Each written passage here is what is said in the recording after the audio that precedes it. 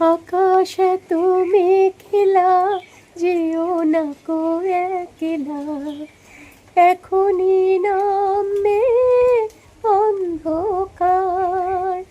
ঝড়ের জল তরঙ্গে নাচবে নটি রঙ্গে, ভয় আছে পথ হারাবার। গুড মর্নিং, একটা নতুন ব্লগে তোমাদের স্বাগত। আশা করি তোমরা প্রত্যেকে সবাই খুব ভালো আছো, সুস্থ আছো, আমরাও ভালো আছি। তো এখন রান্নাঘরে দেখছো, রান্নাঘরে এখন একটু চা বানাবো, আর তারপর এই পায়েলের কে যেরকম প্রতিদিনের মতো ওটস দিই, একটু ওটস তো খেয়ে মোটামুটি আস্তে আস্তে রেডি হচ্ছে। আমাকে বললো, মা আজকে আমি সকাল সকালে একটু স্নান করে নিই। তা আমি বললাম ঠিক আছে, তাহলে একবারে তুই স্নান করে নে। ও সেই জন্য ও স্নানে গেছে, আর আমি ইতিমধ্যে ওর ব্রেকফাস্টটা তৈরি করে নিই, আর এরপরে রান্নাবান্না শুরু করব। আর পায়েলের বাবার তো প্রতিদিনের মতো রুটি, সে রুটি খেয়ে বেরিয়েছে। আর আজকে তোমাদের মেঘলা আকাশ, মনে হলো যেন দুকলি গান গাই। এই গানটা বহু পুরনো দিনের গান, ইচ্ছে হলো তাই গাইলাম। তো এখন বানিয়ে নিই চা। আমিও চা এখনো খাইনি, ওর বাবাকেই শুধু আজকে চা দিয়েছি জানো। আর এখন চা খাই, তারপরে দেখি আমি কি খাই। আসলে কি জানো তো, এক একজন এক এক রকমের খাবার না, সেই জন্য বানাতেও ইচ্ছা করে না। আজকে ভাবছি কি একটু দেখি যদি পাউরুটি নিয়ে আসি, ছোট দেখে আর কি, যেগুলো স্লাইস না, ওই কি বলবো, ছোট যে পাউরুটিগুলো হয় আর কি, যেগুলো ডিম টোস্ট দিয়ে হয়। ভাবছি আমি দেখি যদি খাই তো একটু ডিম টোস্ট দিয়ে, আর নয় মুড়ি খেয়ে নেবো যে কোনো একটা। আমাদের এই দোকানটা না আবার সবসময় মানে একটু যদি বেলা হয়ে যায় না, তুমি গেছো, পাওয়া যায় না রুটি, শেষ হয়ে যায়। ওই তখন হয়তো বড় বলে রুটি, আর বড় রুটি এনে আমি কি করব। তাও আবার এক এক সময় পাওয়া যায় না। সে দোকানদার একদম বুঝে বুঝে, যদি আগে থেকে সেই বলে রাখে, সেরকম বুঝে বুঝে পাউরুটি রাখে, জানো তো, সেই জন্য হয় না। আর টোস্টারও যেহেতু এখন পাউরুটি কেউ খায় না, টোস্টারটা পড়েই রয়েছে, টোস্টারটা সবসময় ব্যবহার হয় না। ওই আমি যখন পাউরুটি খাই, ওই তখন একটুখানি টোস্টারে করে নিই, ওই পর্যন্তই আর কি। তো চলো এখন চাটা বানিয়ে নিই। এখানে মেয়ের জন্য করে নিলাম এখন গ্রিন টি, আর আমার জন্য চা। কিছু জামা কাপড় কাচবো বলে ভিজিয়ে রাখলাম। এই ব্রেকফাস্ট করে এসে এখন এই যে ডিম বসিয়েছিলাম জানো, ডিম বসিয়ে দিয়ে ব্রেকফাস্ট করতে গিয়েছিলাম। তো সেই জন্য এখানে আজকে ডিমের কারি বানাবো। ডিমটা সেদ্ধ করে নিয়েছি, আর এখানে আলুটাও আলাদা সেদ্ধ করেছি। দুটো এখন আলাদা আলাদা করলাম আর কি। আর কালকে না এক বন্ধু তুমি বলেছো, তোমার এই কথাটা আমার খুব ভালো লেগেছে, যে দিদি বিপত্তারিণীর সুতো আগে ডান হাতে পরতে হয়, 3 দিন পর বাঁ হাতে। কিন্তু এই দেখো বিপত্তারিণীর সুতো ঠাকুরমশাই না আমাকে বাঁ হাতে পরিয়ে দিয়েছে জানো। আমি তো এত এগুলো নিয়ম কানুন জানি না। আসলে আমি আগে বললাম তোমাদের, আমাদের বাড়িতে কোনোদিন হয়নি। তো ঠাকুরমশাই বললো এটা 3 দিন রাখতে হবে, তারপর যদি তুমি হাতে যতদিন রাখতে পারো রাখবে, নাহলে তুমি গঙ্গায় বা জলে তুমি দিয়ে দেবে। তো সেই জন্যই সত্যি এটা জানা ছিল না যে ডান হাতে পড়ে, তারপর বাম হাতে। তো ভালো লাগলো আর কি, একটা নতুন জিনিস জানলাম। ডিম আর আলু এখানে ভেজে নিলাম, আর এখানে মশলা করে নিয়েছি, জিরে, আদা, রসুন আর কাঁচা লঙ্কা বাটা। আর এখানে পেঁয়াজটা ভেজে নিচ্ছি সর্ষের তেলে।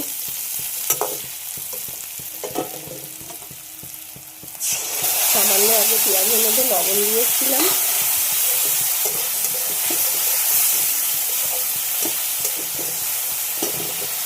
এবারে দিলাম একটু হলুদ আর কাশ্মীরি লঙ্কা গুঁড়ো।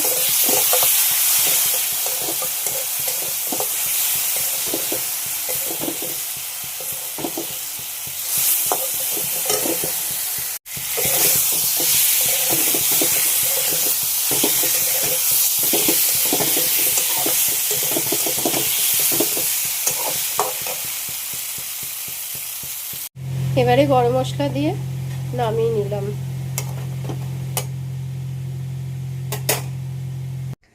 তো রান্নাও আমার শেষ, আর পায়েলের বাবাও চলে এসছে। এখন খেতে দিতে এলাম, তারপরে একটু কাজ করে, কারণ রান্না করেছি এখনও গ্যাস মাজা বাকি, সেগুলো কমপ্লিট করে স্নান করব, পুজো দেবো, তারপর খাওয়া দাওয়া করব। তো কী রান্না করলাম চলো দেখাই। আজকে রান্না ভাত আর হচ্ছে সেদ্ধ, আর এখানে ডিমের কারি করলাম। এই ডিমের কারি না আমি একেবারে রাতের জন্য করে রেখে দিলাম, কারণ আবার রাত্রিবেলা কি করব। আর সেখানে ডাল, আর কালকে চাটনি করেছিলাম একটু রেখে দিয়েছিলাম, এইটা এখন আছে। এটা আমি এখনও আবার 2 দিন খাবো, জানো তো। হয় না, একটু রেখে রেখেই খাই, ভালো লাগে। মানে ভাতের শেষে একটুখানি চাটনি দিয়ে খেলে যেন মনটা ভরে যায়। কদিন আগেই এটা অর্ডার দিয়েছিলাম আর কি, তাই আজকে এটা আসলো। ডেলিভারি ম্যান এসে এখন এটা দিয়ে গেল আর কি, নায়কা থেকে। এটাতে কি আছে এটা খুললে তোমরা দেখতে পাবে এটার মধ্যে কি আছে। শেষমেশ এই প্লাস্টিকের সিলটা খুললাম। আমি এগুলো কোনোদিন ব্যবহার করিনি, আর ভাবলাম বাড়িতেই করব, সেই জন্যই আর কি অর্ডারটা দেওয়া। দেখি এটায় কি আছে। না, এগুলোতে কিছু নেই, এটাতেই আছে।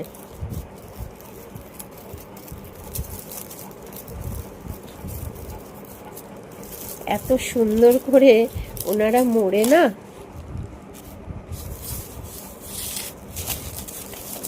দেখো কি সুন্দর করে।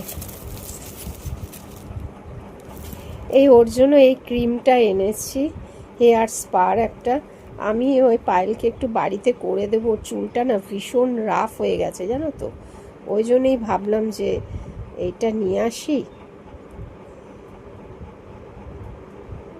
এটা একজন বলল যে এটা ভালো, তো জানি না, এটা ব্যবহার করলে তবে বলতে পারবো এটা কতটা ভালো আর কি।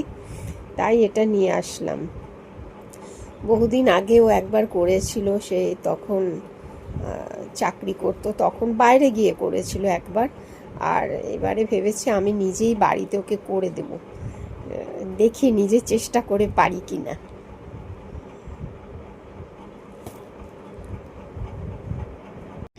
এটা দেখো মূল প্রাইস হচ্ছে 347 টাকা, 20 টাকা ডিসকাউন্ট দিয়ে 327 টাকা। দাম অনুযায়ী প্রোডাক্টটা, স্পা ক্রিমটা ভালোই, প্লাস স্পা প্লাস হেয়ার মাস্কের কাজও করে, দুটোরই কাজ করে। তো বাজেট ফ্রেন্ডলি প্রোডাক্টটা তোমরা ইউজ করতে পারো, মানে ঘরে ইউজ করার জন্য। হ্যাঁ, তবে ভেবো না যে পার্লারে যেই ব্যাপারটা পাবে সেটা বাড়িতে পাবে, কারণ আমি একবার পার্লারে করিয়েছিলাম, বাট এবারেও ভালোই মা করিয়ে দিয়েছে, ভালোই রেজাল্ট পেয়েছি। তো আজকে শ্যাম্পুও করেছি, তো চুল উঠেনি, একদমই স্মুথ রয়েছে চুল। তো ভালো প্রোডাক্টটা, তোমরা যদি কিনতে চাও কিনতে পারো। প্রোডাক্টটা রিভিউ ভালো, আমার ভালো লেগেছে প্রোডাক্টটা।